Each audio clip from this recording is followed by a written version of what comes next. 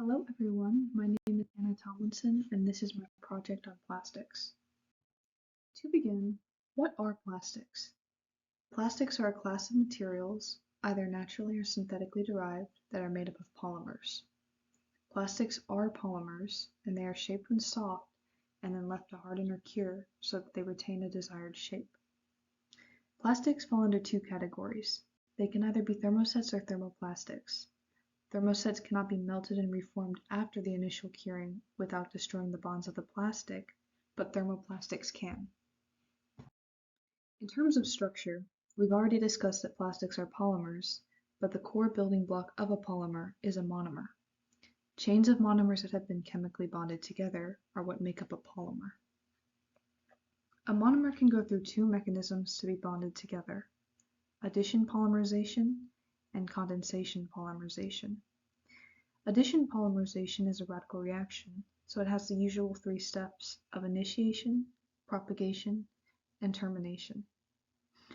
Condensation polymerization involves a small molecule, which is usually water, being lost during the bonding process.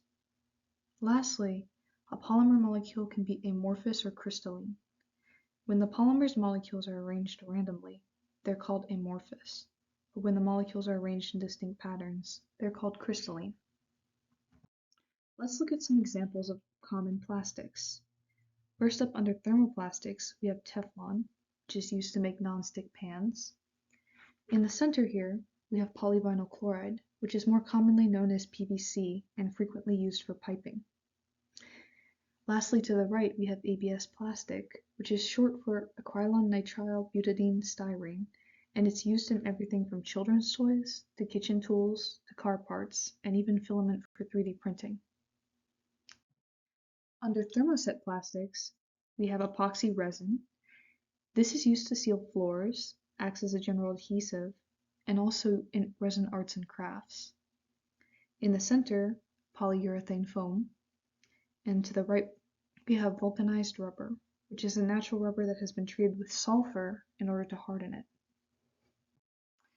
Here's my experiment, milk plastic. The idea behind this is to mix hot milk with vinegar to make the milk separate into curds and whey. The curds are what contain the fat and casein from the milk, and the casein is the polymer portion that, when left to dry, hardens into a type of plastic. These are the pictures of the steps I took. Here, I'm boiling 1 cup of milk. Once it came to a rolling boil, I took it off the stove and added 4 tablespoons of vinegar, and it curdled immediately, as you can see here. I let it cool a little, and then I used a strainer to collect the curds and pat them dry on a couple paper towels, as pictured here. The final step is molding the plastic into a heart shape and letting it cure for 24 hours, after which it became a solid. Now to discuss the engineering properties of plastics. These are very interesting because plastics have a range of characteristics specific to each type of plastic. Under optical properties, some plastics exhibit high light transmittance and refractive index, so they're quite transparent, almost comparable to glass. Examples of these include acrylics and optical grade polycarbonate, which are used to make glasses lenses. Other plastics don't allow this much light transmittance and are translucent, but generally speaking, plastics are not opaque. Under thermal and electrical properties, plastics tend to be insulators. There does exist a branch of modified thermoplastics that are conductive and electrically active. One such example of this is polyether ether ketone, otherwise known as PEEK, which has been said to behave more like a metal than a polymer. As for magnetic properties, most plastics are also non-magnetic. Some are diamagnetic and can react in an applied magnetic field, and there's also an exception, Panasync, which is made of polyaniline and tetracyanokinodimethane. Under mechanical properties, plastics really have varying characteristics. Usually, they're not very hard when compared to metals, and they're very ductile and pliable.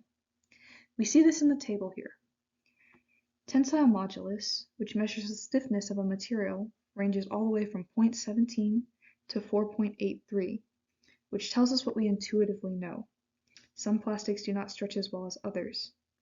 Low-density polyethylene here is used for cling wrap shopping bags, and packaging film, and has very low tensile modulus, meaning it's quite stretchy.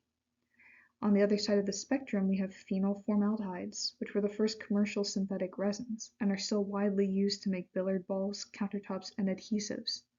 These are very stiff.